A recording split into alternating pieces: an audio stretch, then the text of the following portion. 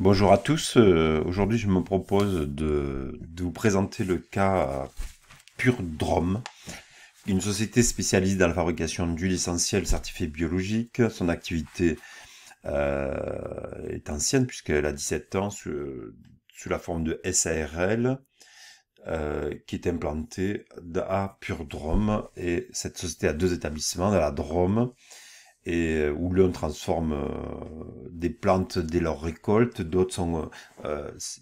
l'autre conditionne les huiles essentielles en flacon. Donc l'entreprise a un effectif total de 50 salariés qui a été atteint en 2018 et l'obligeant à mettre en place un accord de participation des salariés au résultat de l'entreprise. L'entreprise est un nouveau client du cabinet franc-comtois depuis 2018, et Madame Boucol a conseillé et aidé la direction dans la mise en œuvre de ce dispositif d'épargne salariale basé sur les règles légales. Donc c'est le premier calcul de participation qui est effectué pour l'exercice 2018. Et vous êtes collaborateur au service social, vous préparez des fiches individuelles d'information des salariés et le montant de la participation 2018 qui leur revient. Alors dans un premier temps, on vous fournit des annexes de 1 à 5 que je vais aborder avec vous, et vous allez compléter ce tableau. Alors ce tableau, je l'explique un petit peu. Ici vous avez le montant de la participation que vous allez calculer, le total des salaires bruts à prendre en compte, parce qu'une partie de la participation va être répartie entre les salariés en fonction du salaire brut, mais il y en a une partie qui va être répartie selon d'autres critères. Vous avez ici une cellule qui s'appelle plafond collectif.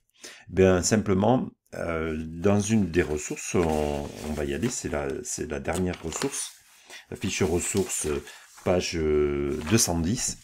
Et on vous donne une règle de plafond applicable, c'est-à-dire que bon, je vous laisse découvrir, c'est X fois le plafond annuel de la sécurité sociale.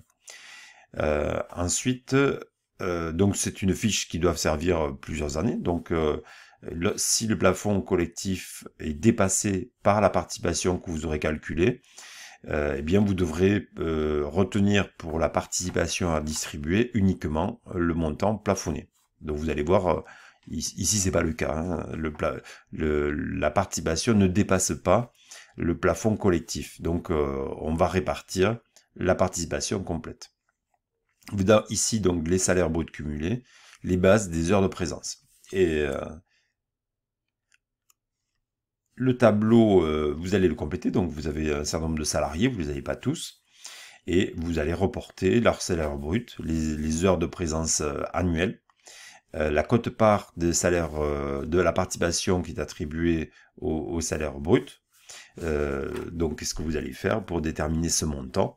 Eh bien vous allez prendre la participation globale pour tout le monde, qui est ici, divisé par la totalité des salaires bruts, multiplié par le salaire brut du salarié, et là, étant donné que c'est qu'une partie de cette participation, il faudra multiplier par le pourcentage qui est réparti à l'aide de cette technique. Voilà, donc le salaire brut va servir à ça. Donc là, je viens de répondre à la quote-part de participation. Donc en fait, ce que je viens de vous expliquer va être détaillé dans le tableau. Donc là, pour le moment, en colonne 1, on note les salaires bruts. Colonne 1 à remplir. Colonne 2, les heures de présence annuelles. La quote-part de participation sur les salaires bruts. Donc là, on peut calculer cette quote-part de participation sur les salaires bruts. Donc c'est ce que je vous ai expliqué précédemment, hein, le salaire brut, la participation multiplié par le taux qui est affecté au salaire, à la répartition par le salaire brut. Ensuite, le salaire brut du salarié divisé par la totalité des salaires bruts de l'entreprise. Et puis vous réfléchirez pour la quote-part en fonction des heures de présence. Rappelez-vous qu'ici, on aura noté la totalité des heures de présence. L'addition de ces deux parties de participation nous donne un résultat qu'il faut contrôler avec le plafond individuel qui vous est fourni, fiche ressources, sur l'extrait de la réglementation sur la participation, page 210. Vous verrez que dans ces réglementations, on retrouve des éléments du cours. Et ensuite, vous aurez la participation pour chacun.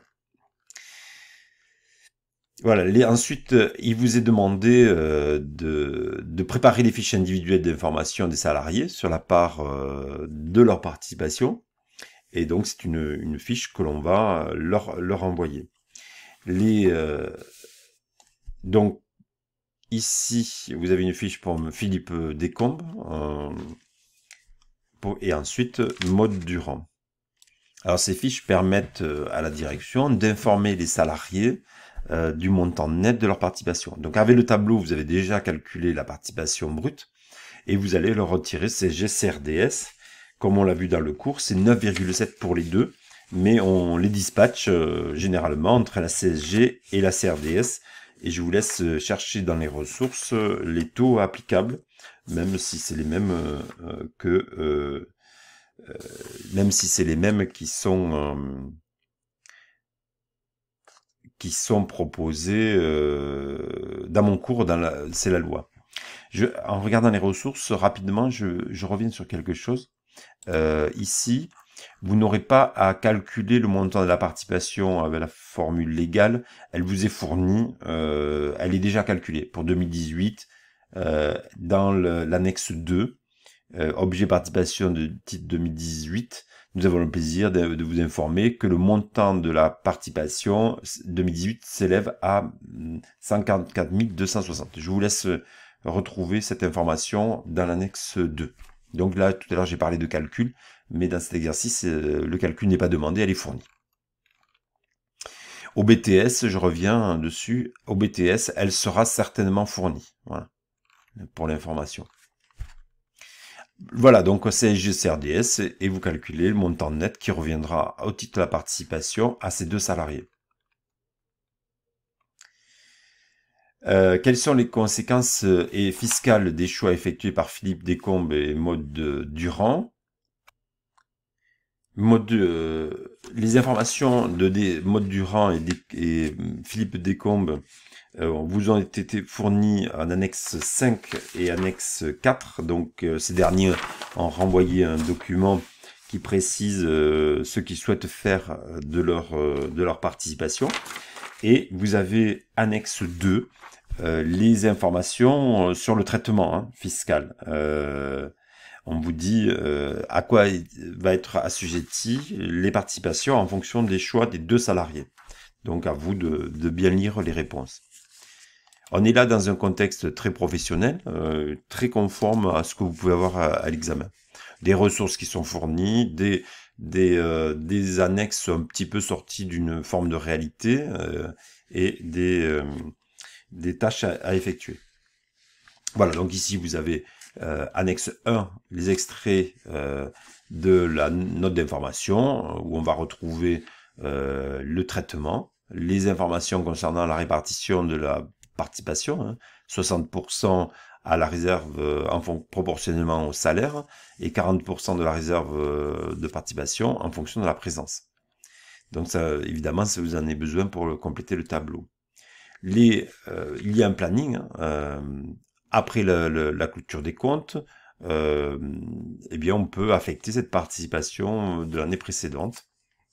Voilà. Et puis, donc voilà, début avril, mi-avril, fin avril et courant mai, des tâches administratives précises.